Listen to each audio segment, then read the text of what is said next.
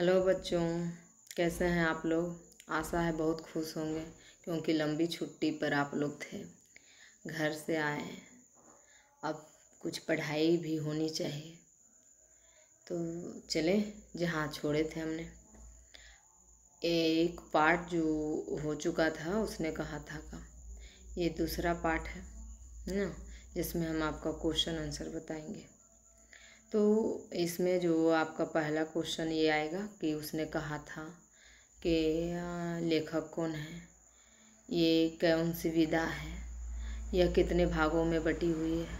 तो उसका आंसर यह होगा कि आप जो है इसका उसने कहा था एक कहानी है, चंद्रधर शर्मा, ये जो है इनके लेखक हैं और भी उनका सरनेम है, आप देख लेंगे। और उसके बाद इसके साथ ही ये जो पूरी कहानी है 5 भागों में बटी है, जिसमें 3 भाग जो है आपका युद्ध को दिखाता है। इसके बाद अगला जो क्वेश्चन आ सकता है आपको लहना सिंह का है, जो चरित्र चित्रण करने के लिए आ सकता है। तो उसमें आपको लहना सिंह के बारे में बताना है कि लहना सिंह जो है इस कहानी का मुख्य पात्र है। वह जहाँ की एक सच्चा प्रेमी है, वहीं एक सच्चे देशभक्त है। इसके साथ ही वो बहुत ही बहादुरी से वह जो है युद्ध में विजय भी प्राप्त करता है। उसका जो परिवेश है वो ग्रामीण परिवेश है, गांव का एक साधारण सा बच्चा है जिसके काफ़ी छोटे छोटे सपने थे। जैसे उसके गांव में खुद का एक बगीचा लगाने का सपना था, जिसमें खरबूजे और आम और तरह तरह के फल फूल सब फले लगे। इसके लिए उसने एक बार है जो लगाया था आम का पेड़ भी, और उस दिन उसका भतीजे का जन्म भी हुआ था। तो उसकी इच्छा थी कि खूब बड़ा बगीचा लगे, उसमें तरह तरह के फल फूल सब चीज़ हो और उसके वो अपने भतीजे के साथ इसका लुत्फ़ उठाए, खाए फल को। और इसके बाद उसने जो उसका जो प्रेम था वो 12 वर्ष का जब था, अमृतसर गया हुआ था ननिहाल, तब उसे एक 8 साल की लड़की से प्रेम हो गया था। लगातार उससे मिलने से लगातार उसकी हिफाजत भी उसने वीरता के साथ की थी। जब घोड़े बिदक जाते हैं तो उसे दौड़ा रहा था हर जगह। वो लड़की है जो घोड़े के टाप पानी उसके पैर के नीचे चली आई थी। तो बहुत ही बहादुरी के साथ उस घोड़े को काबू में किया था लहना सिंह। सोचिए जब वो 12 साल का था, है ना, घोड़े के टाप से जहाँ की उस लड़की को बचाया, साथ ही अपना प्राण को दाव पर रख के उस लड़की को बचाया। घोड़े के टाप के नीचे वो खुद आ गया, है ना, और लेकिन उसे बचा लिया और वीरता के साथ खुद भी बचा। तो वो उसका बाल काल में ही वीरता देखने को मिलता है ना। वो जब उससे लड़की के प्रति उसका है जो मतलब झुकाव होता है, तो वो पूछता है कि तुम्हारी कुमड़ाई हो गई क्या। तो वह कह देती है शरारती बस नहीं, है ना, हाँ बोलती है। तो ये उसका शरारत था, जबकि ऐसी बात नहीं हुई, उसकी शादी उस वक्त नहीं हुई थी, कोई सगाई भी नहीं हुई थी। तो उसका पर वज्रपात हो जाता है। वो किस तरह से गली मोहल्ले में जो भी चीज़ आता सबसे टकराया जा रहा था, क्योंकि वो काफ़ी उसका ऐसा सुनने का वो सोचा नहीं था जो सुन लिया। फिर वो जब अचानक से 25 वर्ष होने के बाद जब वो एक सिपाही बन जाता है, तब सूबेदार जो उसका बॉस होता है उसकी पत्नी के रूप में उस लड़की को देखता है और वह भी उसे पहचान जाती है। दोनों एक दूसरे को पहचान जाते हैं और उस बहादुर पुरुष से मिलने पर वो लड़की वो जानती है, वो महसूस की थी कि लहना सिंह उसे पसंद करता है। एक दूसरे को वह अपना प्रेम को प्रत्यक्ष रूप से है जो बोला तो नहीं था, लेकिन महसूस दोनों के दिलों ने किया था। इसी प्रेम को महसूस करके उसने एक वचन मांगा था लहना सिंह से कि आप जो है हमें वचन दें कि हमारे एकमात्र पुत्र और मेरे पति की रक्षा करेंगे। और इस वचन की पूर्ति उसने बहादुरी के साथ किया। युद्ध के मैदान में भी कैसे घुसपैठ आ गए थे रात में, उसका भी सामना बहादुरी के साथ लहना सिंह ने किया। जर्मनी के विरुद्ध लड़ने के लिए गया था इंग्लैंड के तरफ से, और भारत में उस समय अंग्रेज़ों का शासन था।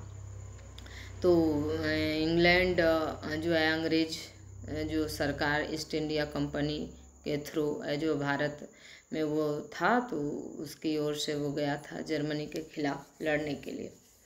और इस युद्ध में वो है जो काफ़ी बहादुरी का सामना करते हुए उसे देखा गया, और अंत तक वह है जो युद्ध में भी जीता, साथ में एक सच्चे प्रेमी के रूप में भी वह जो उसे देखा गया।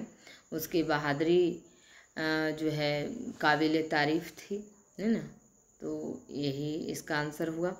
फिर लहना सिंह का परिचय भी आपका हो गया। इसी तरह से आप जो है सूबेदार, जो उसका विशेष रोल नहीं है सूबेदार का, कि आपका क्या है, सूबेदार कौन है, सूबेदारनी का है जो पति है ना, और बॉस है लहना सिंह का। उसे जमीन कुछ मिली थी ईस्ट इंडिया कंपनी के द्वारा, अच्छे कार्यों के लिए पुरस्कृत किया गया था, तो बदले में उसे एहसान तो उसका था अंग्रेज़ों का उस पर, तो इसीलिए उस एहसान का कर्ज वह चुकाने के लिए युद्ध में गया था अपने पुत्र और खुद और भी कुछ लोगों के साथ।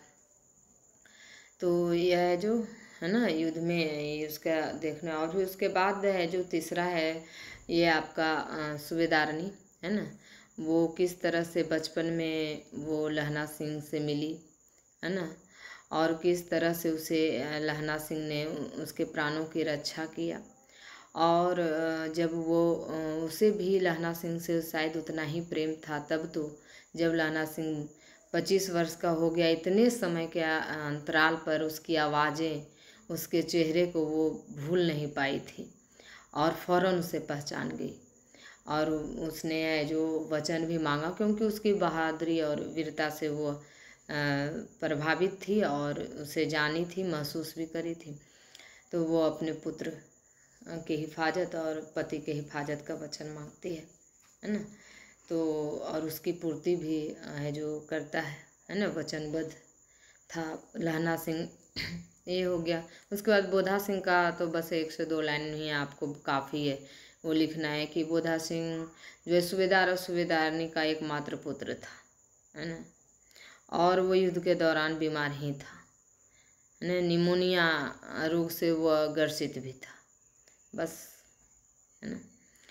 तो यह जो क्वेश्चन आंसर है हम आपको बोल दिए हैं। अगर पीडीएफ आपको नहीं भी मिल पाता है तो यही इम्पोर्टेंट क्वेश्चन, इसे आप खुद नोट्स बना सकते हैं, है ना, अच्छे से। और नहीं भी बना पाते हैं तो इस वीडियो को बार बार आप देखेंगे तो आपको मेन पॉइंट समझ में आ जाएगा। जब भी रेस्ट टाइम में होंगे आप ईयरफोन लगा कर सुन लें, घर में हो या कहीं और, जब भी मौका मिले तो आप सुन सकते हैं। यही क्वेश्चन आपको देखने को मिलेगा, है ना।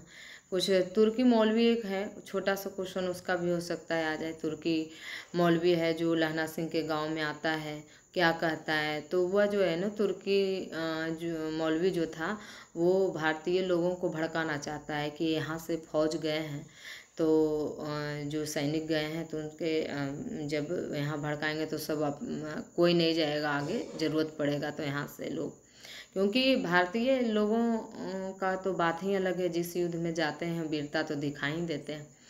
तो वो सोचा कि यहाँ से वीर पुरुष जा रहे हैं तो चलो इसके घरों में आग लगा दिया जाए, तो वो डर का बीज बोने के लिए आया था।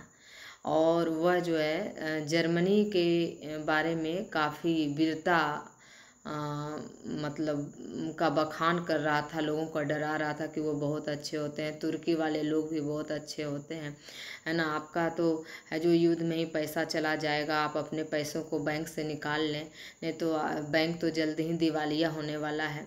वो लोग वेद पढ़ते हैं, बहुत महान होते हैं, गाय को पालते हैं, गाय को खाते नहीं हैं, गौ माता की पूजा करते हैं। इस तरह से लोगों को उसका हित के बारे में उसके बारे में पॉजिटिव थॉट वो दे रहे थे, है ना। तो ये सब छोटे छोटे क्वेश्चन और आपको मिल सकता है ना। ये तो आपको इसके साथ ही ठीक है, बस यही क्वेश्चन था, ज़्यादा नहीं।